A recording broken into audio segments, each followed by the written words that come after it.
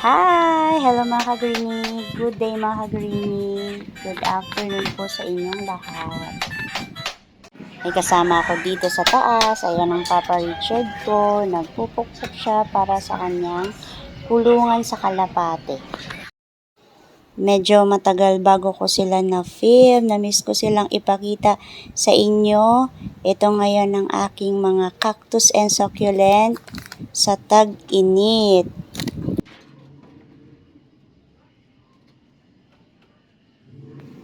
Ito na ang aking drum kasi nakabit ko na ang aking gripo. Dahil mainit, pumayat ang aking mga astro. Ayan po ang liliit nila. Pumayat sila. Kulang sila sa tubig. Pero okay naman sila.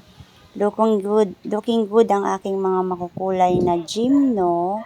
May napansin nga pala akong mga babies nila, kaya pinagtatanggal ko at pinagtatabi ko sa kanilang mga mother. Yan. Ito. At ito. Ang red ng isang ito, Cristata caterpillar, stress sila ngayon. Ito yung mga babies, propagation, dumami na sila, lumalaban sa initan, ang mga moon cactus, yan ang akong yellow ball, ang medusa,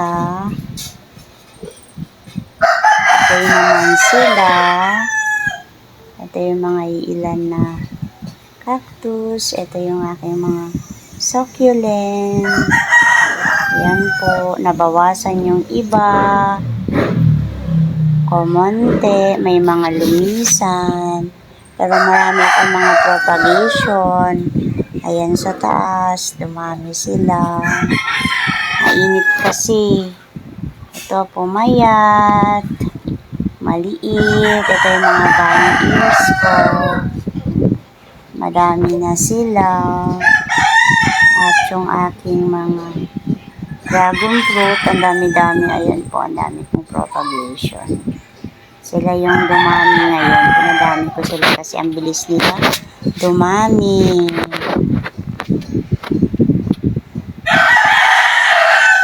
Ito yung natuyo. Ito yung mga kumonte. Sa sobrang init. May mga nasunog.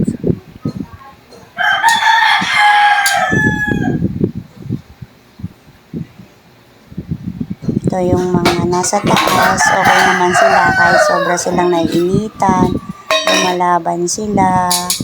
Ayan, sobrang init dyan, pero lumalaban. Ito yung mga bago kong propagation.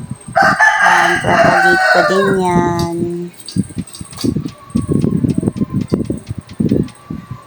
At ito yung aking kinabit o nilagay na black net. Yan po siya. Dahil naalarma ako, pumayat at nasunog ang aking mga cactus and succulent. So, ayan po yung aking ginawa. Hindi ko na naipakita kung paano ko siya hinabit. Pero, ayan po yung hitsura niya. Ano siya? Ang lapad niya ay isang dipa.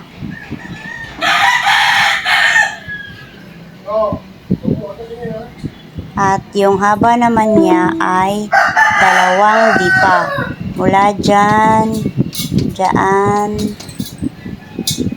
na nililiman niya.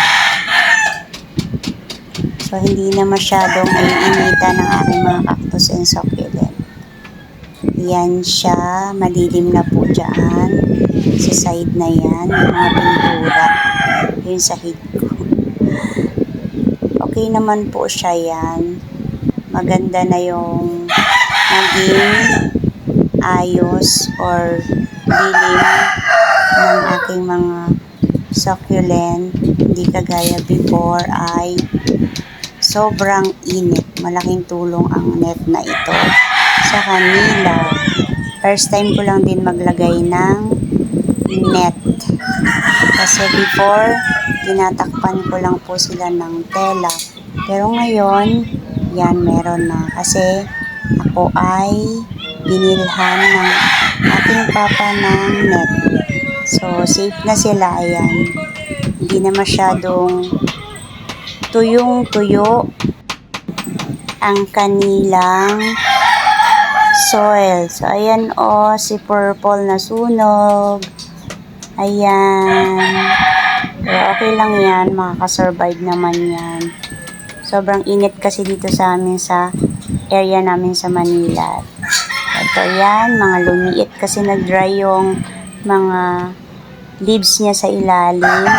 Lumiit. Pero lalaban. Yung mga Gymno and Astro lang talaga yung hindi nasusunog. Parang siguro talagang pang-araw talaga sila.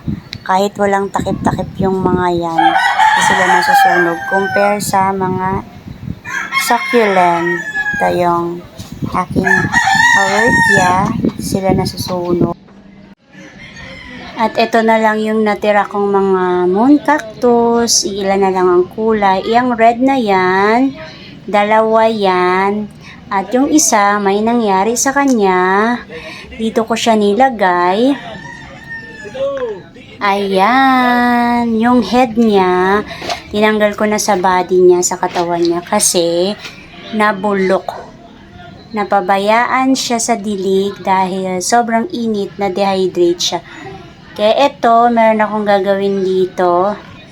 Ilalagay ko yan dito sa aking mga propagation na dragon fruit.